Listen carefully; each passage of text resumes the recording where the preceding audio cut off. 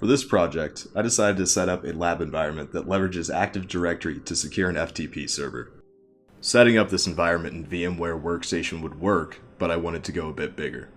I happened to have a server sitting dormant in my closet, so I decided to set everything up on that. Although a little outdated, it still manages to boast 24 cores and 128 gigs of RAM. Because I didn't use a desktop, VMware Workstation wasn't going to work. So instead, I used VMware vSphere ESXi, which is a hypervisor for running virtual machines.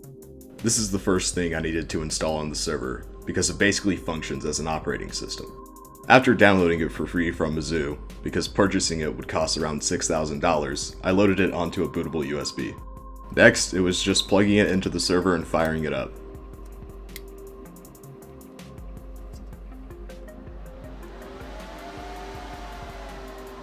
Be sure to change the selected boot device and BIOS so that it uses the USB.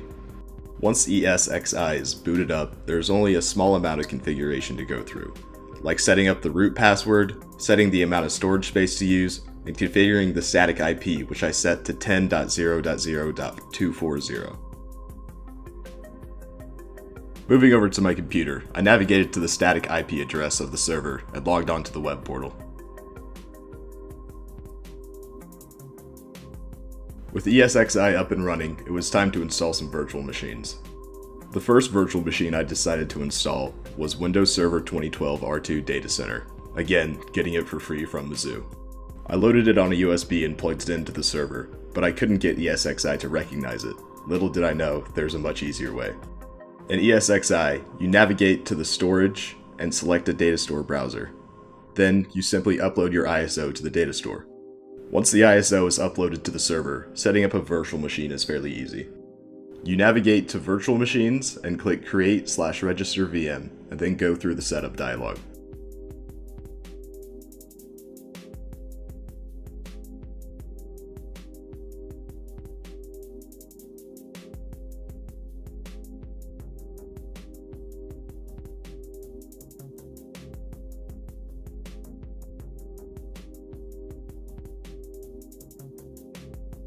After the VM is ready, you can boot into it. Once you enter the key and wait for the initial setup to finish, you can finally get into Windows.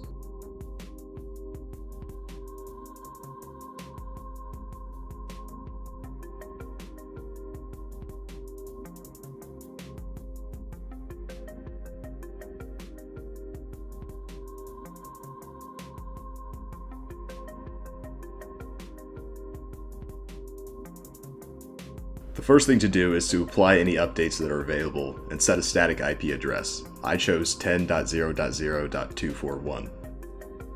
Once the updates are finished, it's time to start adding server roles. The first role I decided to add was Active Directory Domain Services. This is done in the Server Manager by selecting Add Roles. After everything is installed, you just need to go through the initial configuration. I created a new forest with a domain name of land.williamgivens.com. I also own the public domain of williamgivens.com. I then specified that this domain controller should also be a DNS server. The DNS server role is automatically added with this option. After finishing the setup, I went to the network interface and set the primary DNS to 127.0.0.1 so that the server would use itself for DNS requests. Going to Active Directory Users and Computers allows you to see all the computers, accounts, and groups in the domain. There, I created a new organizational unit for accounts. This way accounts are separated from the computer and security groups. Because this is a small installation, the OU structure is basic, but in larger deployments, you will want to further branch out OUs so that you can apply specific group policy and controls to who can administrate what. In the Accounts OU, I created an account for myself called W. Givens, and joined it to several administrative security groups. I also created a test user account that has very minimal privileges. This will help for testing. Next is to join the ESXi host to the domain so that you can use your Active Directory account to log into the portal. This is important because you shouldn't be using root accounts anywhere once set up properly. Navigating to the Security and Users section of ESXi, you are able to set the authentication method for the portal to Active Directory. For this to work smoothly, there are a few things you need to do. First, set the preferred DNS server of the ESXi host to the Windows server you just created. Then, make sure that the ESXi host and the domain controller are using the same FTP servers so that their clocks are in sync.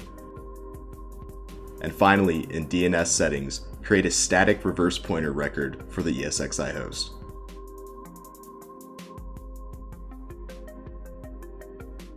Once that is all complete, you can join the domain with an account that's part of the Domain Administrator Security Group.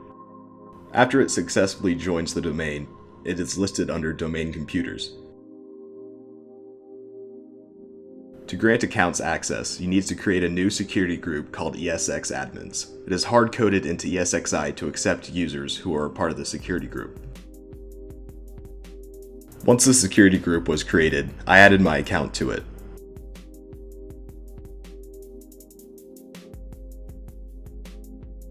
I can now log on to the ESXi web portal with my Active Directory credentials.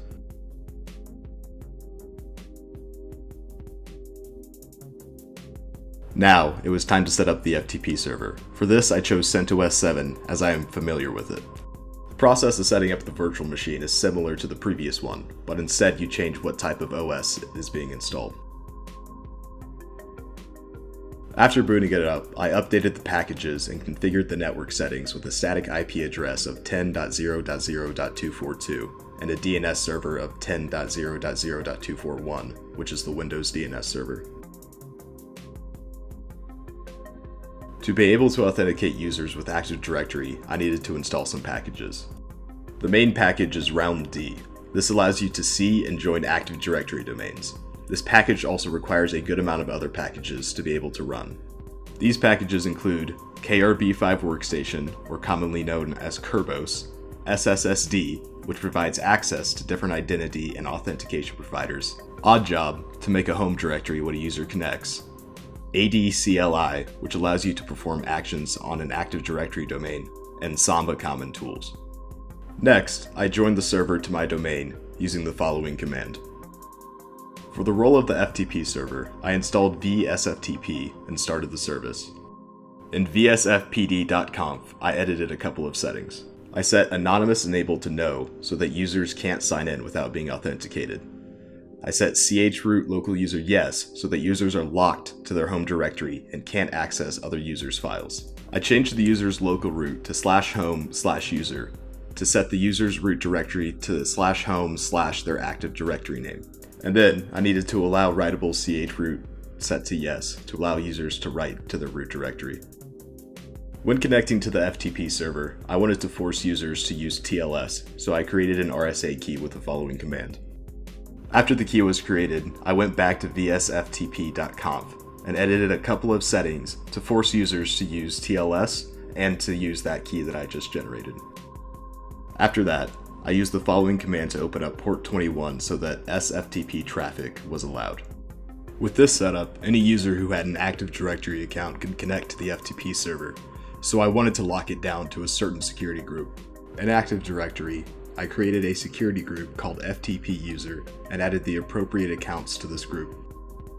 SFTPD uses a pam.d configuration file for authenticating users, so I added a line to check if the user was part of the Active Directory group, FTP Users. After restarting all the services, the FTP server should be fully configured. Now let's try logging into the FTP server with the test user account that is not part of the security group FTP User.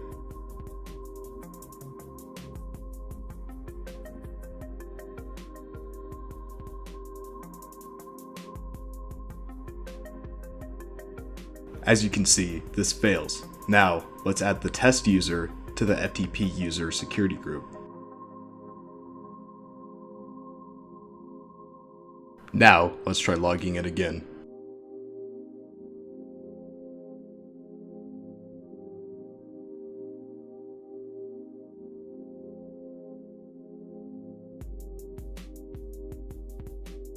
This is how to securely lock down an FTP server using authentication from an Active Directory domain. And with this environment set up, we can use Active Directory to authenticate users on many other platforms, such as Windows desktops, Windows servers, and many more.